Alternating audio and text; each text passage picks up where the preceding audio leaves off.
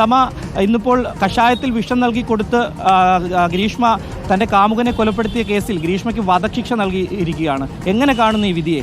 വിധി നല്ല വിധി. പ്രോസിക്യൂഷനും കോടതിയും ബഹുമാനപ്പെട്ട കോടതിക്ക് നന്ദി പറയുകയാണ് 10,000 വട്ടം. അതുപോലെ ഈ ആഹപ്പെട്ട പോലീസുകാർക്കും പാറശാല SIക്കും CIക്കും എല്ലാവർക്കും ഇവക്ക് ഹൈക്കോടതിക്ക് സുപ്രീം കോടതിക്ക് ഇവക്ക് ഇടവ് കൊടുക്കല്ലേ.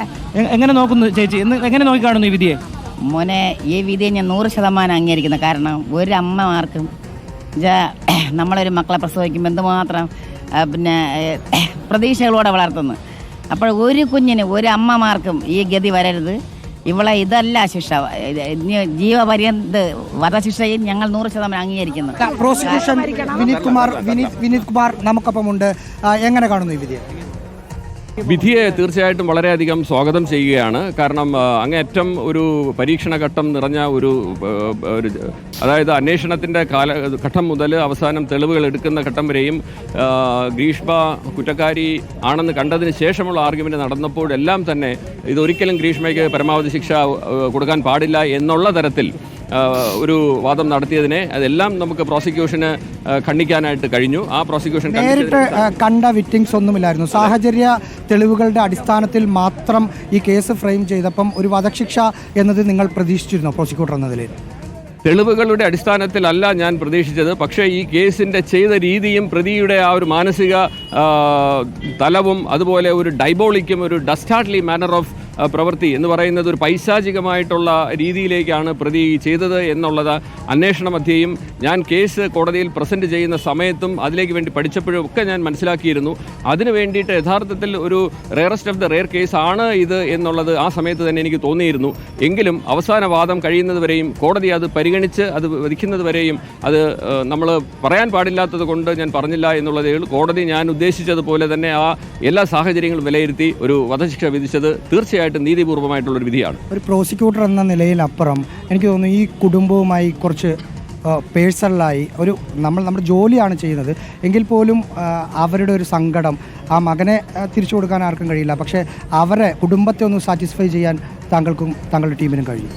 തീർച്ചയായിട്ടും അത് ഈ ഷാരോൺ രാജ് എന്ന് പറയുന്നത് നമ്മുടെ ഈ മാതാപിതാക്കളുടെ മാത്രം മകനായിട്ട് അല്ല എനിക്കത് തോന്നിയത്. കേരളത്തിൻ്റെ ഒരു മകനായിട്ടാണ് എനിക്ക് തോന്നിയത്. നമ്മുടെ സംസ്ഥാനത്തിൻ്റെ ഒരു മകനായിട്ട് തോന്നിയത്.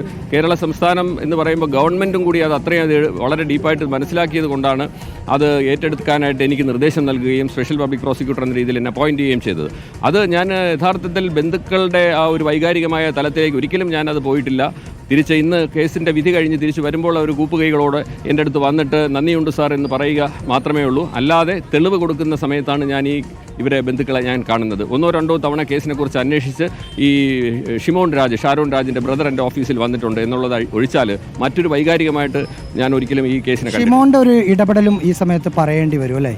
100%. കാരണം ഈ കേസിലെ ഷിമോൺ രാജ് ആദ്യം മുതൽ തന്നെ ഗ്രീഷ്മയെ സംശയിച്ചത് എന്ന് പറയുന്നത് അദ്ദേഹത്തിൻ്റെ വളരെ ഒരു തീക്ഷ്ണമായിട്ടുള്ള ഒരു ബുദ്ധിശക്തിയുണ്ട് എന്നുള്ളതാണ്. പിന്നെ കൂടാതെ സാഹചര്യങ്ങൾ വച്ച് നോക്കുമ്പോൾ ഈ ഷിമോൺ രാജ് ഗ്രീഷ്മയോട് ഏത് തരത്തിലുള്ള കഷായമാണ് കൊടുത്തത് എന്നും മറ്റും ചോദിക്കുമ്പോൾ മാറി മാറി പറഞ്ഞ് തെറ്റിദ്ധരിപ്പിക്കുന്നതിലേക്കും അതുപോലെ ഗ്രീഷ്മ എപ്പോഴും സേഫ് സൈഡിലേക്ക് പോകാൻ വേണ്ടിയിട്ട് പറഞ്ഞ വാക്കുകളെല്ലാം തന്നെ ഈ ഷിമോൺ രാജ് അയാളുടെ ഫോണിൽ റെക്കോർഡ് ചെയ്യുകയും അത് അന്വേഷണ സമയത്ത് അന്വേഷണ ഉദ്യോഗസ്ഥന്മാർക്ക് കൈമാറുകയും ചെയ്തത് അത് കോടതിയിൽ ഓപ്പൺ കോടതിയിൽ അത് പ്ലേ ചെയ്ത് കേട്ട് ഗ്രീഷ്മയുടെ ശബ്ദം തിരിച്ചറിയാനും ഈ PW1-ൻ്റെ 1ാം സാക്ഷിയുടെ ശബ്ദം തിരിച്ചറിഞ്ഞ് തെളിവിൻ്റെ ഭാഗമായിട്ട് കോർത്തിണക്കാൻ ഒരു വലിയ സഹായമായി എന്നുള്ളത് സത്യമാണ്.